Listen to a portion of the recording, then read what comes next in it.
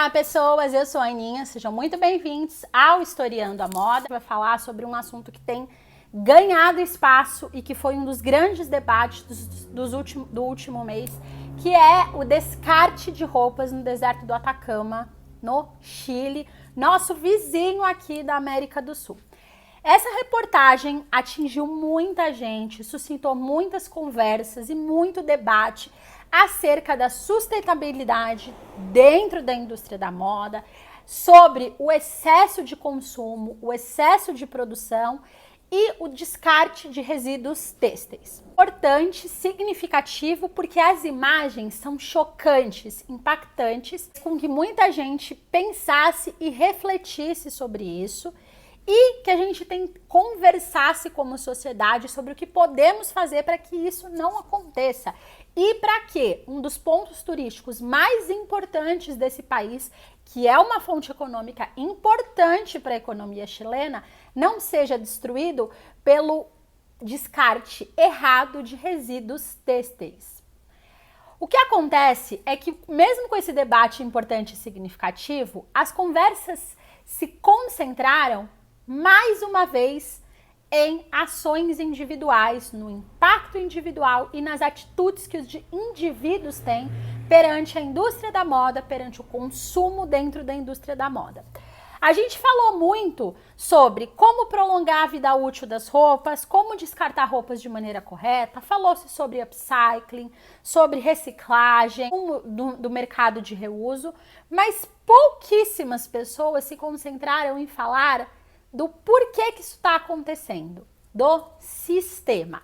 E é disso que eu vou falar aqui com vocês hoje.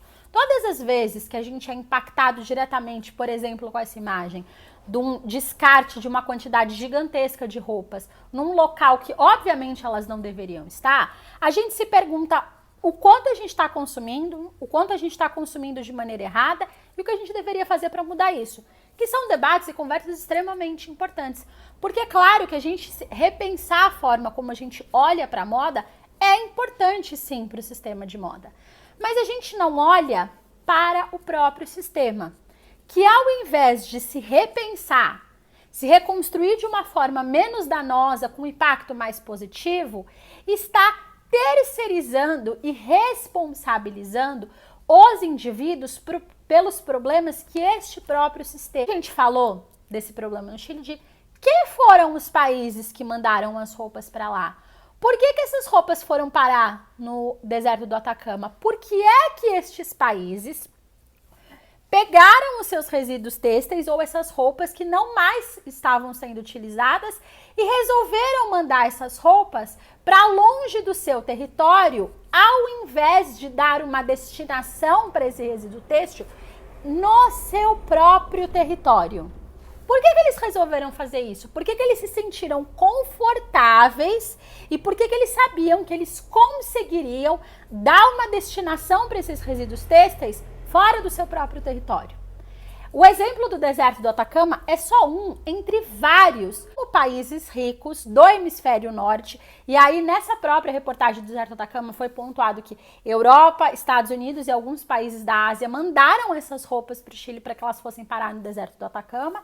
Mas existem vários outros países, e aí eu vou colocar o trecho de um vídeo que eu acho super impactante aqui para vocês, países do continente africano, países no sudeste asiático, outros países da América do Sul que recebem o que a gente chamaria de resíduos têxteis.